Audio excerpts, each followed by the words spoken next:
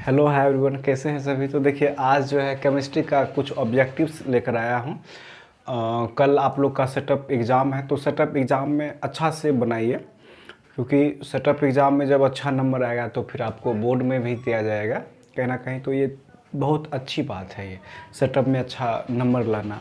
और एक चीज़ बता दूँ, ये जो साइंस का हो या चाहे मैथ, कोई भी आपके सब्जेक्ट का जो क्वेश्चन इस सेटअप में जो पूछेगा, वो क्वेश्चन जो है लास्ट चैप्टर से पूछेगा। जितना भी मतलब लास्ट का चैप्टर, जैसे कि 2-3 लास्ट से पढ़ लीजिए, शुरू का अभी नहीं पूछेगा। ये सेटअप एग्ज़ाम है तो ये लास्ट से क्वेश्चन पूछेगा, ठीक है। और बोर्ड में तो शुरू लास्ट सबसे पूछेगा, बीच उच सबसे, तो ठीक है।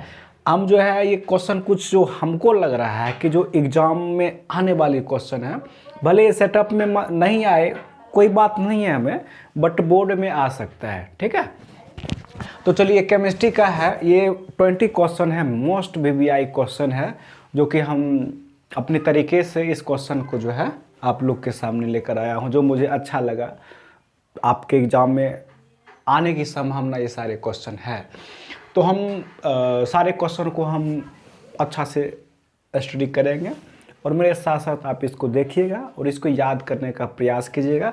इसी तरह से डेली आएगा। व्हाट्सएप ग्रुप बनाए थे, उस ग्रुप में सब जुड़ गए हैं, बहुत सारे स्टूडेंट को जोड़े गए, और जो नहीं जुड़े हैं वो धीरे धीरे सबको जुड़वा दीजिएगा, बाकी जुड़ जाएगा। पहला मतलब मेरा फर्स्ट क्वेश्चन है कि ये ऑब्जेक्टिव टाइप का क्वेश्चन है। कह रहा है Na2O में सोडियम की उप सहसंयोजन की संख्या क्या होता है। तो याद रखिएगा कि Na2O में सोडियम की उप संयोजन की संख्या जो होती है वो आपका 4 होता है। समझ गए ना।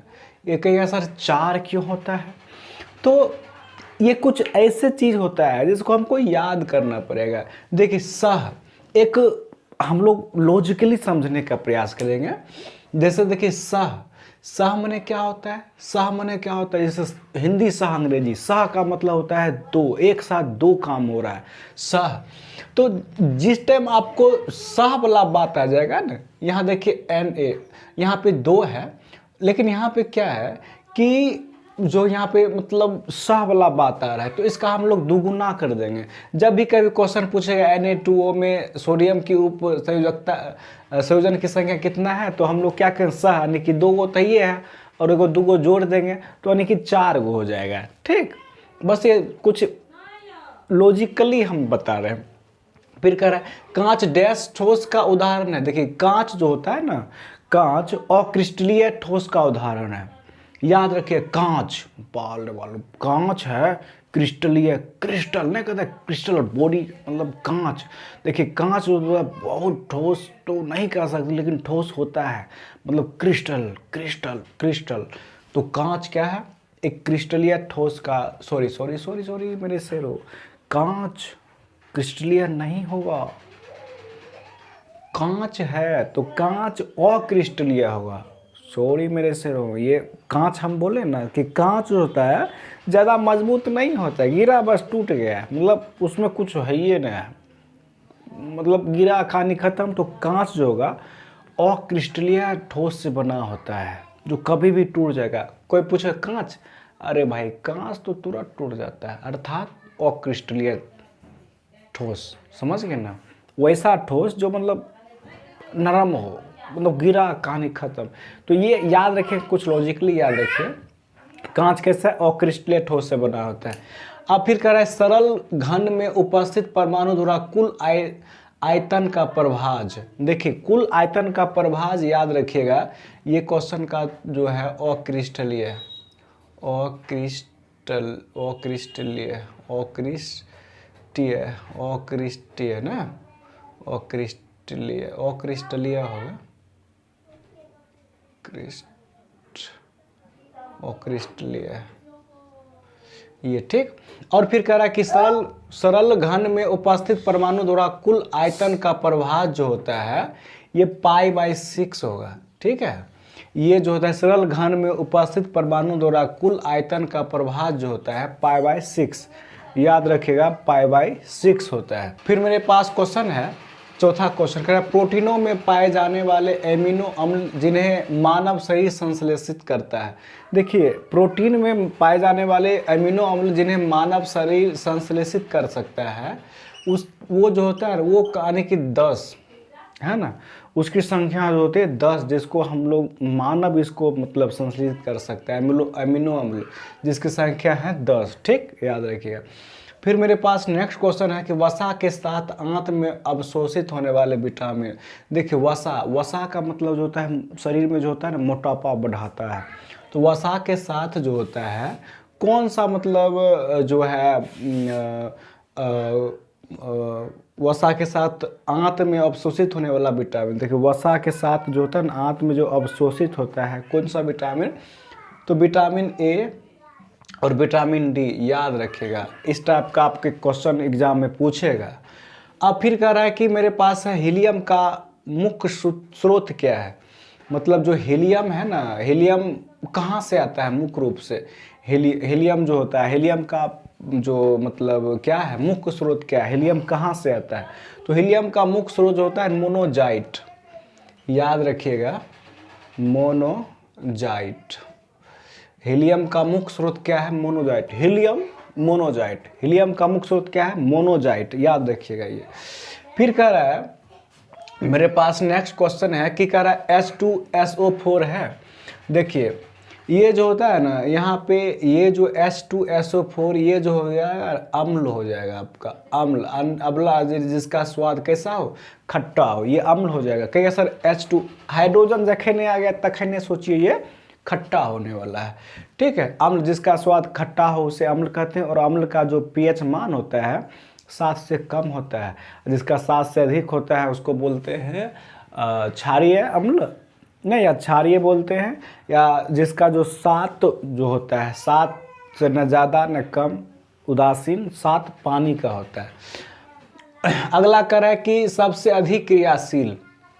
देखिए सबसे अधिक क्रियाशील की बात करें तो ICI जो होता है एक तत्व है जो सबसे अधिक क्रियाशील होता है। फिर हम बात करेंगे, देखिए 9 नंबर का क्वेश्चन करें सबसे अधिक क्वथनांक किसका है। देखिए किस तत्व का या पदार्थ का सबसे अधिक क्वथनांक है। सबसे अधिक क्वथनांक की बात करें तो XE एक जो होता है सबसे अधिक क्वथनांक XE, याद रखिएगा। सबसे अधिक क्रियाशील ICI, ठीक है, और सबसे अधिक क्वथनांक किसका है XE, ये चीज़ याद रखिएगा। और बाकी चीज़ तो आइए क्वेश्चन देखते हैं। हीलियम का सूत्र लिखिए। देखिए हीलियम का सूत्र किसको याद नहीं होगा ना, हीलियम का सूत्र। देखिए हीलियम का सूत्र सॉरी हीलियम नहीं है, ओलियम है। हीलियम का तो रहता तो H ही लिख देते, लेकिन यहाँ पे क्या है ओलियम है। तो देखिए ओलियम का जो सूत्र होता है, ओलियम का यहाँ पे याद रखिएगा HSO। अब क्या करना है यहाँ पे, इसमें भी 2, इसमें भी 2 और इसमें 7, ठीक है। ओलियम का जो सूत्र होता है HSO 227 है ना, HSO याद रखना, सिंपल आसान काम रहता है कि HSO 227, ये आपका ओलियम का सूत्र हो जाता है, ठीक है। फिर मेरे पास देखिए क्या है कि कह रहा है कि मरकरी की संकेत और परमाणु संख्या। देखिए जो मरकरी होती है ना, मरकरी जो कब पहले के समय में लाइट वाइट जो मरकरी एकदम फोड़ता था क्रॉ क्रॉ क्रॉ, मतलब ड्रामा ब्रामा में नाच पाट में तो ये मरकरी का संकेत परमाणु सूत्र, जो मरकरी का परमाणु संख्या। देखिए मरकरी का जो मतलब यहाँ पे होता है, देखिए ये जो होता है ना इसका यदि हम बात करेंगे परमाणु सूत्र का मरकरी का जो हो जाएगा तो वो हो जाएगा ये जो हो जाएगा Hg, ठीक है। और इसका जो होगा, इसका जो है परमाणु ये संकेत हो गया Hg से होता है मरकरी, और इसका परमाणु संख्या, यदि परमाणु संख्या की बात करें तो 80 इसका परमाणु संख्या होता है, ठीक, ये समझ गए। फिर 12 नंबर कहता है लेंथेनम का इलेक्ट्रॉनिक विन्यास होगा। देखिए लेंथेनम का, देखिए लेंथेनम का क्या कर रहा है कि इलेक्ट्रॉन विन्यास, तो देखिए इसका इलेक्ट्रॉन विन्यास जो होता है ये थोड़ा सा याद रखना पड़ेगा, एस डी, ठीक, एस डी, और उसके बाद यहाँ पे या ऐसा करते हैं, पहले एस डी नहीं, पहले यहाँ पे ध्यान रखिएगा लेंथ है ना में, तो 5 6, ठीक, एस और यहाँ पे डी, या रुकिए थोड़ा सा इसको याद करने का जो ट्रिक बता रहे हैं हम, तो यहाँ पे 5 6 लिख दीजिए, कोई दिक्कत की बात नहीं है। फिर उसके बाद यहाँ पे डी और यहाँ पे एस, और उसके बाद यहाँ पे क्या करना है, ये यहाँ पे 1 और यहाँ पे 2 लगा दीजिए, हो गया आपका सूत्र बन के तैयार हो गया। लेंथेनम का इलेक्ट्रॉन विन्यास सूत्र हो गया SD1 6s2, है ना, S यानी 5 6 DS 1 2 पावर में कर देना है, ये आपका सूत्र बन के लेंथेनम का इलेक्ट्रॉनिक विन्यास निकल गया है, ठीक। ऑब्जेक्टिव पूछेगा। फिर करा है आयरन का संकेत और परमाणु। आयरन की बात जखने कर दिया तो आयरन का मतलब होता है लोहा, Fe ना, Fe। अगर इसकी बात करेंगे कि परमाणु संख्या, तो इसकी परमाणु संख्या 26, आयरन का परमाणु संख्या क्या होगा, 26 हो जाएगा, है ना। आयरन का परमाणु संख्या 26 होता है। और इसके बाद में हम ये बात करेंगे इसका जो है इलेक्ट्रॉनिक विन्यास, तो इसका 3 4, ठीक। और यहाँ पे वही बात DS, और इसके बाद यहाँ पे देखिए 3 का इसका दुगुना कर दीजिए 6, और 4 का आधा 2 कर दीजिए। तो ये याद करने का ट्रिक, तो इसमें 3 क्वेश्चन बन रहा है। आयरन का संकेत लोहा, और उसके बाद ये परमाणु संख्या 26, और इसका जो इलेक्ट्रॉन विन्यास जो हो जाएगा 3 4, यानी कि 3D पावर 6 4S पावर 2, ये हो जाएगा। फिर कह रहा पायराइट को गर्म करके सल्फर निष्कर्षण कहलाता है। मतलब जब पायराइट को गर्म करके जो सल्फर निष्कर्षण होता है उसको क्या कहते हैं, इसको बोलते हैं भर्जन, इसको बोलते हैं भर्जन, सब नोट कर लीजिएगा, इसको बोलते हैं भर्जन, ठीक।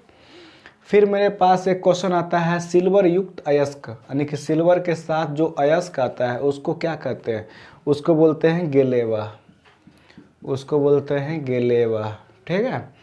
सिल्वर युक्त अयस्क को कहते हैं गेलेवा, याद रखिएगा। फिर मेरे पास कर है उजला तथा पीला फास्फोरस है, उजला तथा पीला फास्फोरस ये होता है अपरूप, है ना।